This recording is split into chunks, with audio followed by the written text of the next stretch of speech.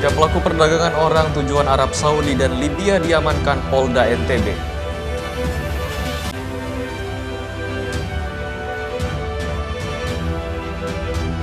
Puluhan lapak pedagang kaki lima di Jalan Sriwijaya dan Majapahit diangkut petugas gabungan.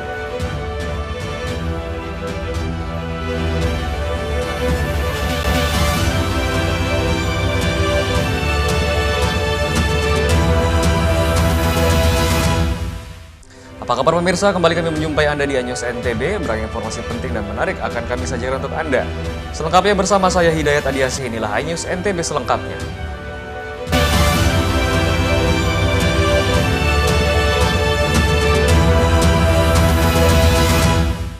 Kita awali informasi pertama pemirsa, tiga pelaku perdagangan orang tujuan Arab Saudi dan juga Libya diamankan Polda NTB. Dan 4 orang terduga pelaku lainnya ditetapkan sebagai DPO atau daftar pencarian orang.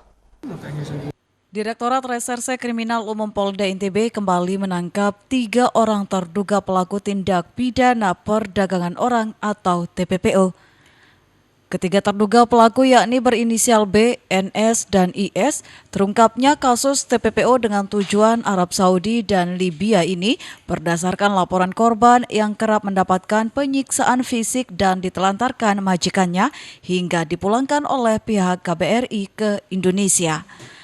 Korban yang berjumlah 3 orang melaporkan kasus tersebut dan mendapatkan penanganan dari Satgas TPPO Polda NTB. Di dalam perburuan itu mereka bayar berapa?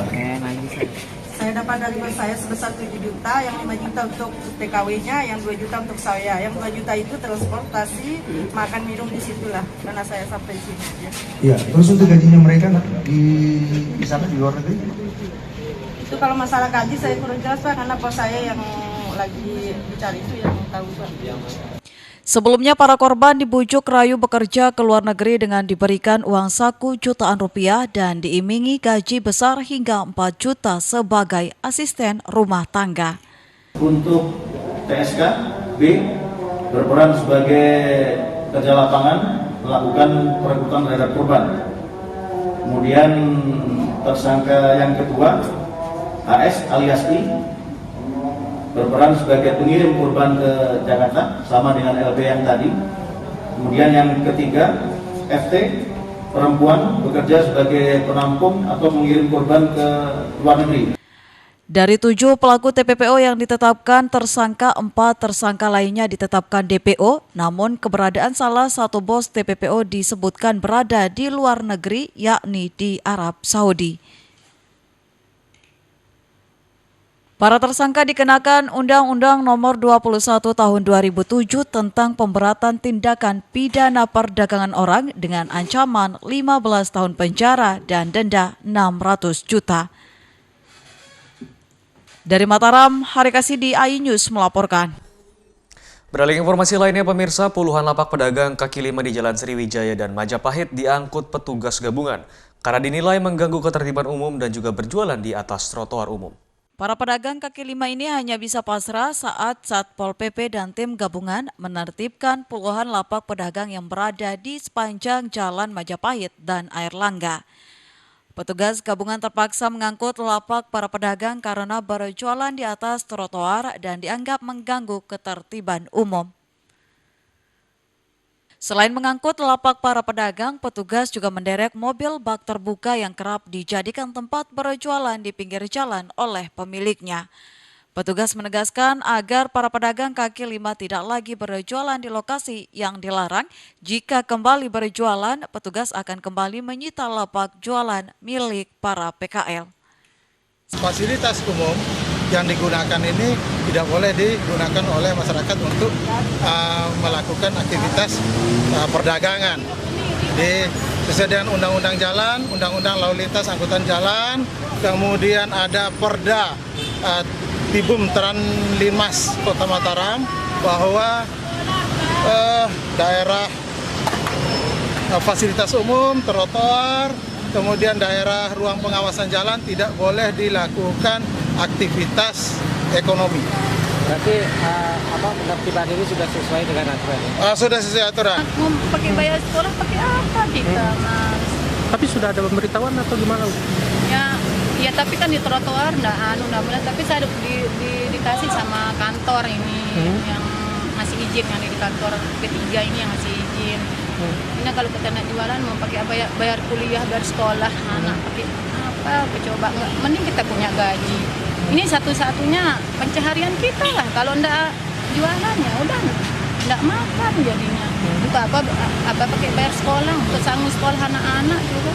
Selanjutnya, guna menjaga ketertiban umum di seputar Kota Mataram, petugas gabungan akan terus melakukan penyisiran di sejumlah jalan protokol di Kota Mataram yang masih dijadikan sebagai tempat berjualan oleh pedagang kaki lima di lokasi yang telah dilarang. Dari Mataram, Rizka Anjani, iNews melaporkan.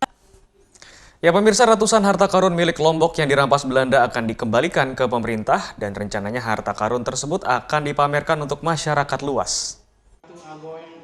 Sebanyak 335 dari 400 lebih jenis harta karun milik Pulau Lombok yang sempat dirampas oleh Belanda pada zaman kolonial akhirnya kembali ke tangan pemerintah. Harta karun tersebut akan dijadikan cagar budaya dan barang milik negara yang akan ditempatkan di Museum Nasional RI. Namun demi memperkenalkan kepada masyarakat NTB terkait peninggalan kebudayaan milik leluhurnya, pemerintah berencana akan melakukan pameran 335 jenis harta karun Lombok tersebut. Pelaksanaan pameran nantinya akan dilaksanakan dengan kolaborasi antara pihak Museum Nasional dan Museum NTB. Ada sekitar 335 benda yang dikembalikan dari total 400 sekian, itu milik masyarakat Nusa Tenggara Barat, khususnya masyarakat Lombok. Nah, benda itu nanti memang sudah ditandatangani berita acaranya dan akan dikembalikan oleh pemerintah Belanda nanti sekitar bulan Agustus.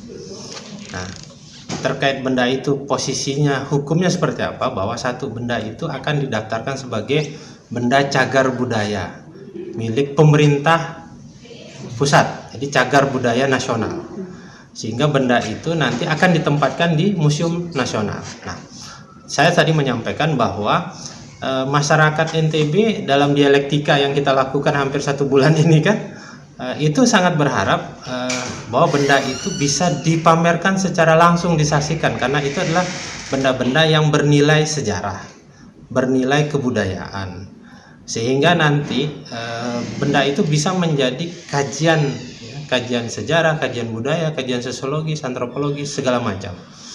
Dan beliau tadi berjanji akan berusaha juga setelah proses administrasi selesai, dia akan datang ke NTB menyampaikan itu, dan kemungkinan besar ada kemungkinan benda-benda itu dapat dipamerkan di NTB yang sifatnya pameran kan, dan tidak harus ditempatkan di museum.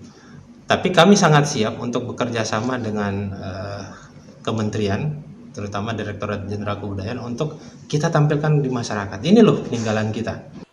Ratusan harta karun Lombok itu rencananya akan dikirim pada bulan Agustus nanti ke Indonesia, di mana ratusan harta tersebut terdiri dari keris, berlian, emas, hingga piring dengan nilai yang fantastis.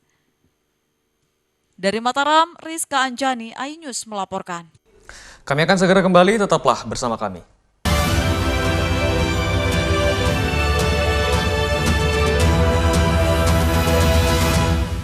Selamat datang di iNews Today. Lengkapi pagi Anda dengan update informasi terkini. Apa penyebabnya? Apakah karena aspalnya luas jalan ini amblas membentuk lubang? Boleh nggak sih dikasih senjata? Tidak boleh. Saya punya di bawah supervisor. Kita akan langsung bergabung bersama Giselia Nurahmat. Sejumlah bahan pokok mulai mengalami kenaikan. iNews Today setiap Senin sampai Jumat pukul 10 pagi di iNews. Hadir menemani pagi Anda dengan sajian informasi unik dan menarik. Wallaby hutan yang merupakan hewan asli Papua Nugini. Dari Jepang disebut sebagai kare raisu. Menghadirkan bintang tamu yang menginspirasi. Campuran apa ini? Ini lemon. Oh lemon, Fresh kita peras. Itu harus dipotongin dengan dekat bagian mata. Kalau nggak Morning Update, Senin sampai Jumat pukul 7 pagi di iNews. 3 host ternama Indonesia. Saya Aiman Caksono. Saya Prabowo Revolusi. Saya Abraham Silaban. Pembuka tabir. Saya tadi coba ke depan, saudara, tidak ada tempat satupun untuk memarkir mobil. Jadi kalau punya Rubicon di sini rasanya juga sulit. Simpurf Golf 13, nomor 29. Kemarin kan supir-supirnya. Oh, ada berapa supirnya? Satu. Pakai mobil apa? Mobil plat merah juga. Plat merah. Mengungkap fakta. Rupanya konspirasi itu ini. Loh iya. Apakah jadi capres atau cawapres lagi? Apakah jadi art of impossibility. Negara ini sudah merdeka. Negara ini berdaulat. Ada rakyatnya, ada pemimpinnya, dan harus dihargai oleh semua dunia. Menyuarakan keadilan. Ibu menyebutkan keberatan. Iya betul. Warga mempersoalkan hak kepemilikan tanah di sini. Nengok dia diangkut-angkut, diludahin mukanya. Ini adalah tulisan tangan dari Shane yang dititipkan kepada saya. Hanya di iNews. Enak, bikin mata kita melek. Dan rasanya mantap. Temani weekendmu bersama program kuliner spesial. Kalaparan, eksplor gokil wisata kuliner. Hidden Gem. Tempat makan yang jarang terekspos. Food Diary, mengupas sejarah kuliner dan viral. Ini enak banget. Saksikan kuliner spesial weekend, Sabtu dan Minggu, pukul 10 pagi di iNews. Selamat datang di iNews Today. Lengkapi pagi Anda dengan update informasi terkini. Apa penyebabnya? Apakah karena aspalnya? Ruas jalan ini amblas membentuk lubang. Boleh nggak sih dikasih senjata? Nggak boleh. Saya punya di bawah supervisor. Kita akan langsung bergabung bersama Giselia Nurahmat. Sejumlah bahan pokok mulai mengalami kenaikan. iNews Today, setiap Senin sampai Jumat pukul 10 pagi di iNews.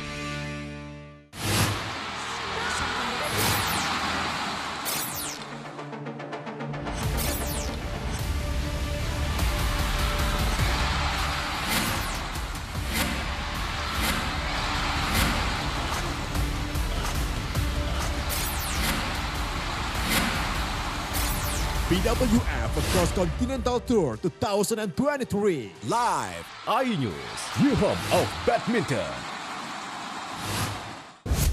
Kompilasi seputar keunikan, keajaiban, dan hal-hal menarik di berbagai belahan dunia. Suku Sentinel dipercaya berasal dari Afrika yang bermigrasi ke pulau itu sejak 60.000 tahun yang lalu. Seperti apa sejarah kelam dari tragedi tenggelamnya kapal Titanic? Lantas siapa tokoh di balik anime yang legendaris?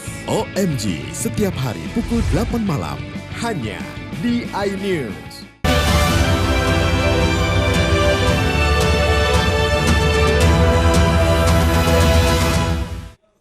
Terima kasih Anda masih bersama kami pemirsa. Menkominfo Budi Ari sidak Tower BTS di Lombok Barat. Dan dalam sidak ini ditemukan Tower BTS tidak beroperasi karena terkendala administrasi. Menkominfo Budi Ari sidak Tower BTS ke wilayah Desa Buunmas, Kecamatan Skotong, Kabupaten Lombok Barat.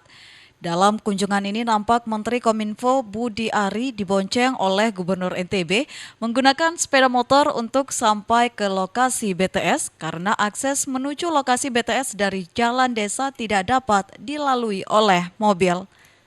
Didampingi oleh Gubernur dan Wakil Bupati Lombok Barat juga berdialog langsung dengan masyarakat. Dalam kunjungannya, Menkominfo Budi Ari langsung menuju Dusun Sauh, Desa Buunmas untuk meninjau tower BTS yang dibangun oleh Bakti Kominfotik.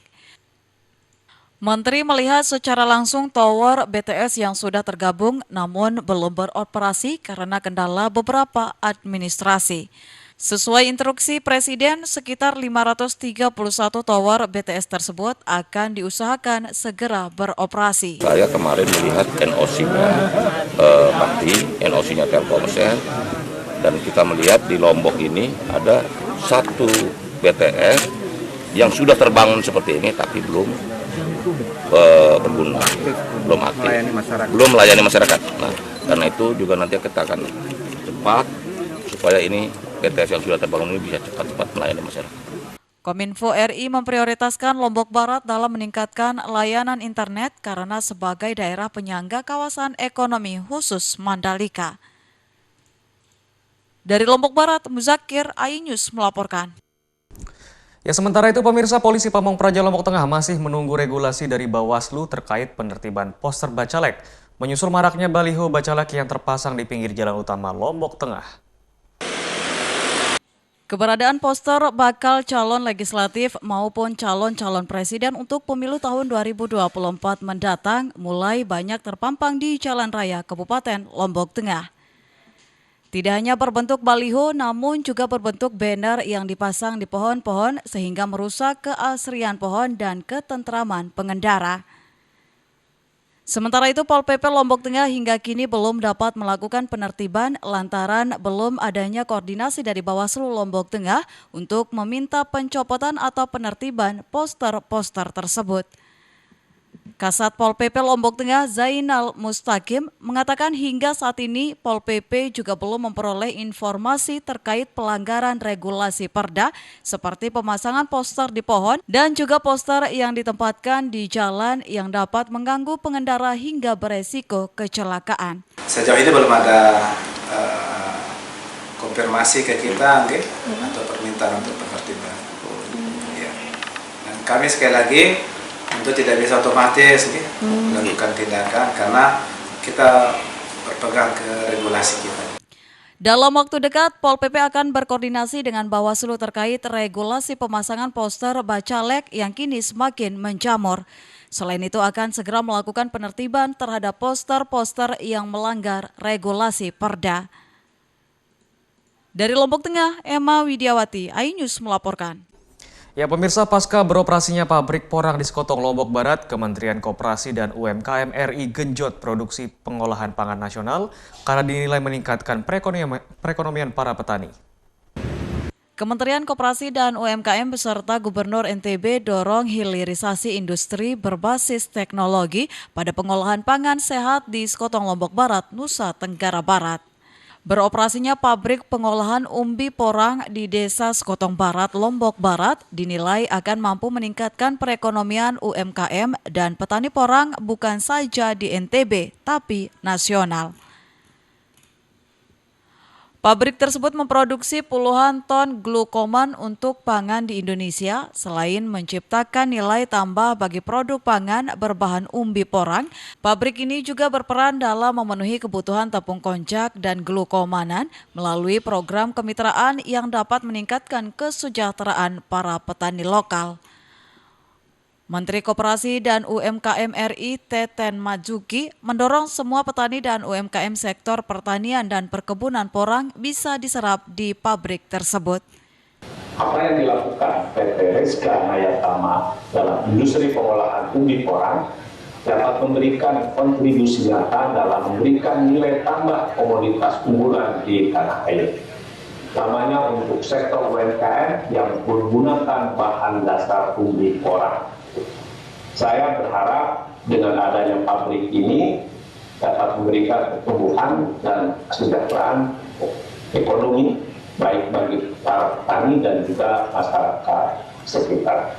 Sementara itu, Gubernur NTB Zulkifli Mansyah meminta semua pihak untuk mempermudah investasi agar investor bisa nyaman di NTB sehingga banyak produk hasil petani NTB bisa dibeli dengan harga yang kompetitif. Jual per kilo dalam bentuk mentah begitu harganya terbatas. Tapi dengan kerendahan hati, dengan investasi yang begitu besar, beliau mengolah di sini bukan hanya akan menambah nilai komoditas tradisional kita, tapi juga hadirnya technological innovation. Selama ini riset di UNRAM tentang porang itu sudah sangat maju, sekarang dengan hadirnya industri, mereka akan semakin terpacu untuk melakukan riset di bidang pangan seperti ini. Pabrik pengolahan umbi porang yang mengadopsi teknologi industri manufaktur 4.0 tersebut mampu menyerap sebanyak 483 ton umbi porang setiap bulannya sebagai bahan produksi dengan proyeksi produksi sekitar 240 ton tepung glukomanan hingga kadar 90% per tahun, dan pabrik ini akan menjadi andalan dalam memenuhi kebutuhan pangan di dalam negeri sekaligus menyediakan ekspor ke berbagai negara seperti Cina, Jepang, Australia, Amerika Serikat, Eropa, Vietnam, dan Thailand. Dari Lombok Barat, Muzakir, iNews melaporkan. Kami akan segera kembali, tetaplah bersama kami.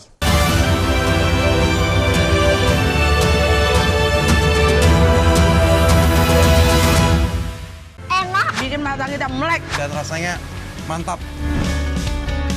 Temani weekendmu bersama program kuliner spesial Kalaparan, eksplor gokil wisata kuliner. Hidden Gem, tempat makan yang jarang terekspos. Food Diary, mengupas sejarah kuliner dan viral. Ini enak banget. Saksikan kuliner spesial weekend, Sabtu dan Minggu, pukul 10 pagi di iNews. Kompilasi seputar keunikan, keajaiban, dan hal-hal menarik di berbagai belahan dunia. Suku Sentinel dipercaya berasal dari Afrika yang bermigrasi ke pulau itu sejak 60.000 tahun yang lalu. Seperti apa sejarah kelam dari tragedi tenggelamnya kapal Titanic? Lantas siapa tokoh di balik anime yang legendaris? OMG, setiap hari pukul 8 malam, hanya di iNews.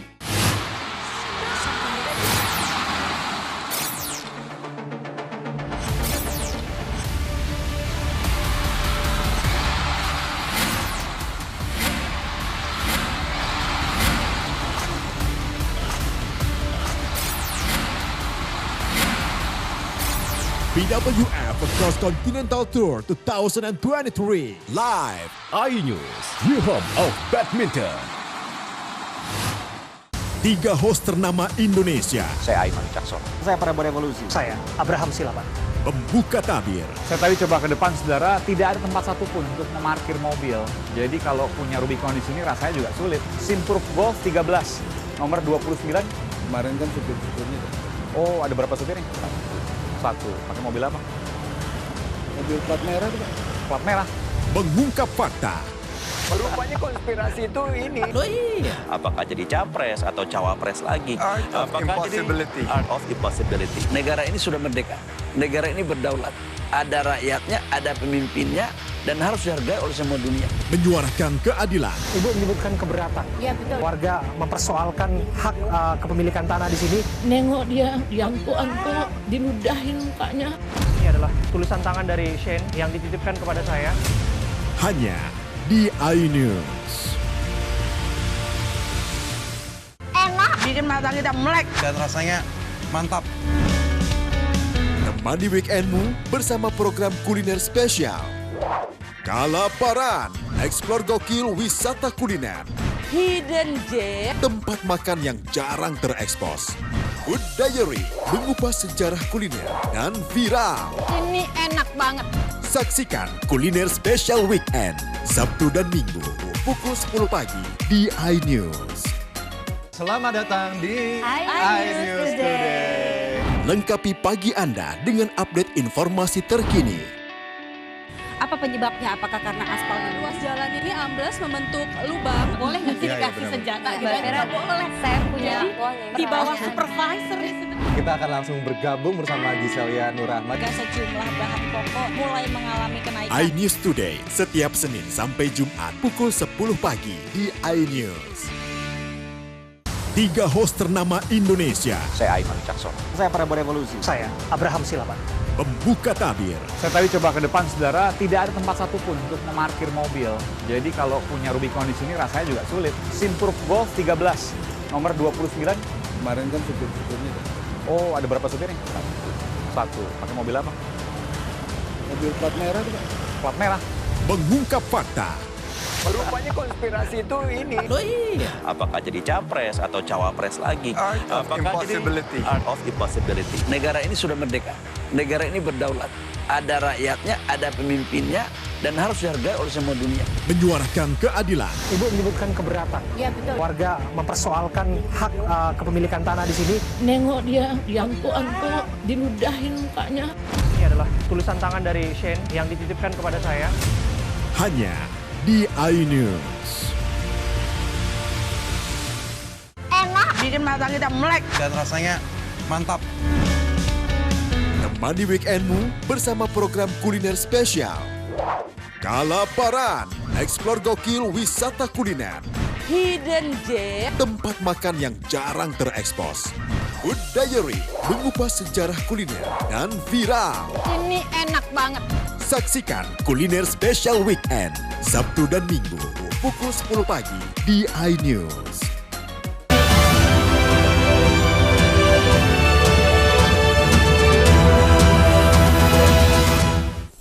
Ya, terima kasih Anda masih bersama kami pemirsa. Seorang kakek di Kecamatan Maluk, Sumbawa Barat menjadi pahlawan bagi warga sekitar karena di usia senjanya Idrus Sahidu mengabdikan diri melestarikan lingkungan untuk mengembalikan mata air yang mulai menghilang. Hidup di bumi ini bukan hanya berbuat baik bagi sesama manusia saja, tetapi kita harus berbuat baik dengan alam. Itulah semboyan yang dipegang Idris Sahidu, 64 tahun, kakek 6 cucu yang sisa hidupnya dihabiskan untuk menjaga dan melestarikan lingkungan tempat tinggalnya. Di usianya yang mulai senja, Idris Sahidu menghabiskan hari-harinya untuk menjaga dan melindungi sejumlah mata air yang ada di sekitar tempat tinggalnya.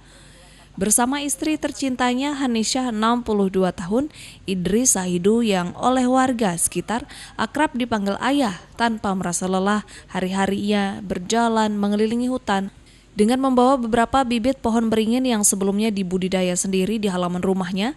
Kakek ini memasuki kawasan hutan untuk menanam pohon di sekitar areal mata air. Menjaga mata air dan menanam pohon ia lakukan secara sukarela tanpa pamrih.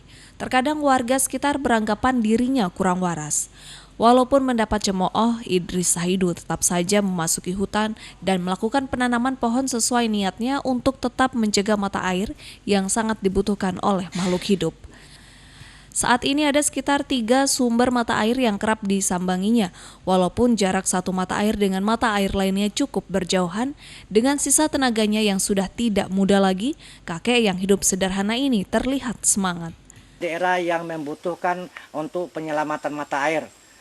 Kami pun siap selama masih ada sisa usia ini, kami akan berjuang untuk menyelamatkan mata air ini.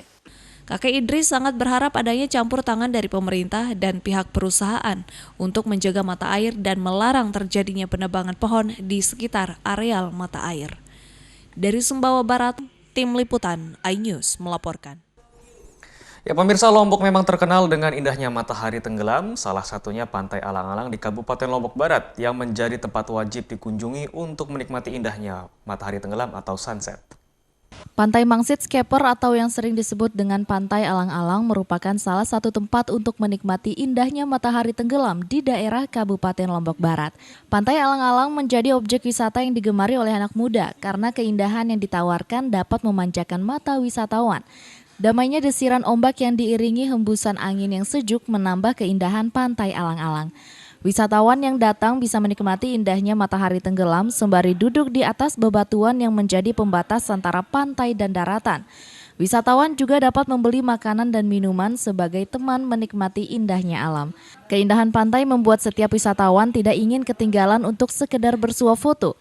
Selain dapat menikmati indahnya Pantai Alang-Alang, juga sering dijadikan tempat berselancar. Bagus sih, kayak nyaman gitu sih. Kayak ngeliat sunsetnya itu jelas banget karena dari atas ini. Bagus. Jadi berkesan ya? Iya, berkesan. Apalagi ini ada apa sih, sungai-sungainya itu. Pantai Alang-Alang memang sangat cocok untuk dinikmati bersama teman-teman atau hanya untuk melepas lelah dengan rutinitas. Bahkan hingga matahari tenggelam pun Pantai Alang-Alang tetap terlihat indah, terlebih ditambah dengan lampu-lampu yang berjejer. Untuk wisatawan yang ingin mengunjungi Pantai Alang-Alang hanya perlu membayar uang parkir sebesar Rp2.000 saja. Dari Lombok Barat, Tim Liputan iNews melaporkan. Ya, serangkaian informasi tadi sekaligus menutup perjumpaan kita di iNews NTB kali ini. Saya Hidayat Adiasi, mewakili kru bertugas pamit. Terima kasih dan sampai jumpa kembali.